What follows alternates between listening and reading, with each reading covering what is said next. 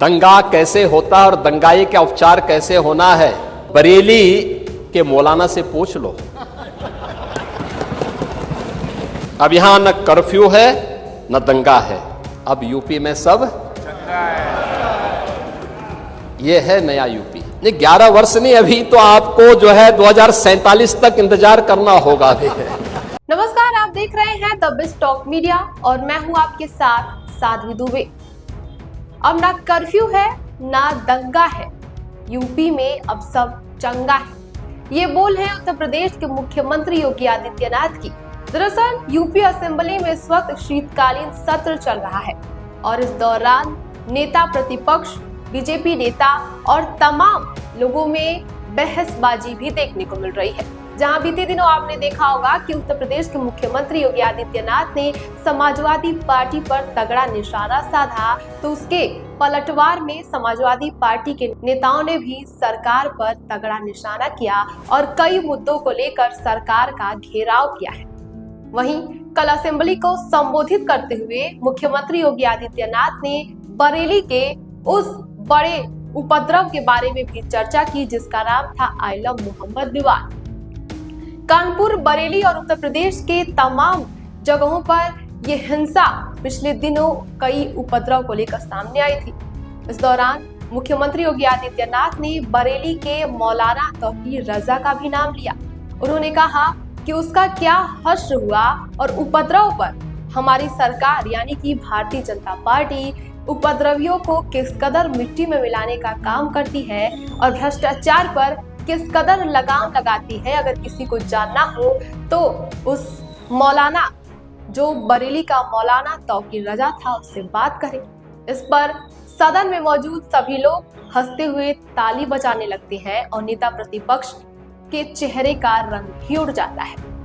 इस दौरान योगी आदित्यनाथ ने और किन किन मुद्दों को लेकर चर्चा की है और किस बड़ी मुद्दे, कौन सा ऐसा बड़ा मुद्दा था, कौन सी बड़ी बात थी जिस पर लेकर समाजवादी पार्टी और अन्य लोगों का घेराव किया, देखिए इस वीडियो में।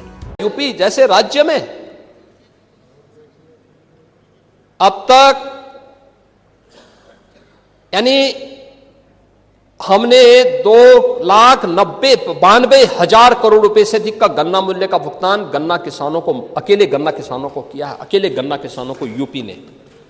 यह है यूपी की नई प्रोग्रेस। करने की इच्छा शक्ति होनी चाहिए और सरकार ने यह काम जो भी किया है अपनी पारदर्शी व्यवस्था के माध्यम से किया है। आपके समय में थानों में भय पलता रहा, अपराधी और माफिया आपके खास रहे। यह बात आपकी सरकार के समय की कानून व्यवस्था से चरितार्थ होती रही है, लेकिन आज प्रदेश के अंदर कोई वो नहीं। देखो, बहुत स्थिति आपके समय में था कि वो यानी जाति के नाम पे बांटो, भाषा और क्षेत्र के नाम पे लड़ाओ, तुष्टीकरण को बढ़ाओ, अराजकता और वैमनस्यता पैदा करो। यही तो कर रहे थे। दंगे, जंगल राज, माफिया राज, वन डिस्ट्रिक्ट वन माफिया, गुंडा टैक्स, अवैध वसूली। अभी तो मैंने शुरुआत की, ये तो अभी शुरुआत है। सत्ता के संरक्षण में पैरेलल, नहीं 11 वर्ष नहीं, अभी तो आपको जो है 2047 तक इंतजार करना होगा अभी। 2000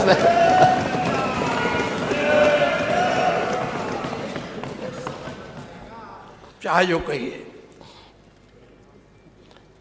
आज यानी उस समय हरेक तबके में असुरक्षा का वातावरण था।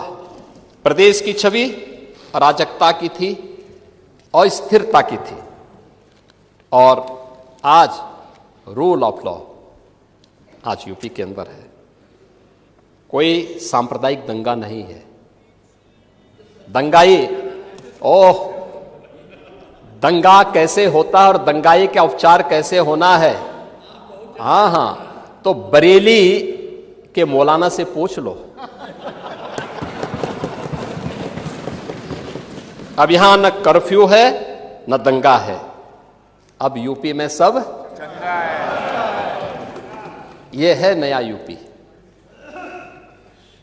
महोदय, हम लोगों ने पुलिस की अवस्थापना, यानी अगर भर्ती की है, उनकी ट्रेनिंग अच्छी की है, तो उनकी अवस्थापना सुविधाओं को बढ़ाया है। अब खपरेल के बैरक नहीं है। आप किसी भी जिले में जाएंगे, जो सबसे हाई राइज बिल्डिंग होगी और यूपी पुलिस की कार्मिकों के लिए बैरक होंगे। आखिर वो सभी नौजवान तो यूपी के अंदर के ही रहने वाले हैं, किसी न किसी के परिवार के होंगे सदस्य। ये मानवीय संवेदना का भाव पहले था, आज नहीं है। आज उनके साथ वही सद्भाव के साथ, सम्मान के साथ सरकार व्यवहार करती है। सरकार ने रिफॉर्म के पहली बार यूपी में पुलिस कमिश्नरेट सिस्टम लागू हुआ। 7 जिले आज उससे पूरी तरह आगे बढ़ चुके हैं। मॉडर्न पुलिसिंग, साइबर थाना और फॉरेंसिक इंस्टीट्यूट, ये आज यूपी की पहचान बन रही है। आज यूपी के अंदर एफएसएल लैब्स बन पड़ रही हैं। 3 नए कानून लागू होने के बाद 7 वर्ष से ऊपर के प्रत्येक सजा में फॉरेंसिक एविडेंस आवश्यक है। आपका कार्यकाल होता तो आप कभी नहीं कर पाते। इसलिए नहीं कर पाते क्योंकि आपने ना फॉरेंसिक लैब बनाई, ना फॉरेंसिक इंस्टीट्यूट बनाए। ओह, अब 4-4 बार थे, नहीं कर पाए तो अब कभी नहीं मिलना है।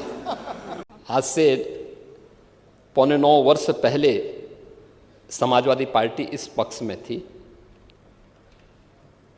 और भारतीय जनता पार्टी उस पक्ष में थी। जो उपदेश आप यहां पे दे रहे थे, वे यही उपदेश उस समय समाजवादी पार्टी के मुखिया को और उस समय के सरकार के संचालकों को दे होते ना, तो संभवतः इस प्रदेश का भी कल्याण होता। हमने क्या किया है, मैं उसके बारे में भी चर्चा करूंगा। इसलिए मैं समाजवादी पार्टी से और विरोधी पक्ष से कहना चाहूंगा कि तो इधर उधर की बात मत कर, यह तो बता कि एक काफिला क्यों लूटा है। जो समाजवादी पार्टी तितर बितर हो गई, अस्त व्यस्त हो गई, इस पूरे प्रदेश के सामने पहचान का संकट खड़ा किया, अराजकता का जो तांडव खड़ा किया था, कौन इसके लिए दोषी था?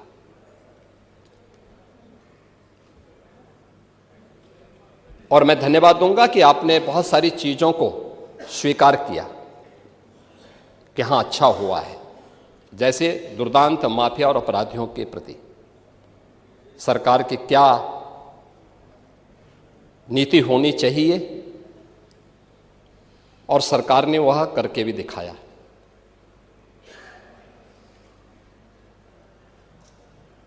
राज्य की अर्थव्यवस्था को आगे बढ़ाने के लिए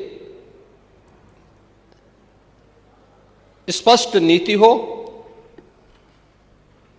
और उन्हें लागू करने की दृढ़ इच्छा शक्ति हो, तो परिणाम लाए जा सकते हैं। 4 आयाम उसके हैं और उन चारों आयामों पे सरकार ने किस रूप में कार्य किया है।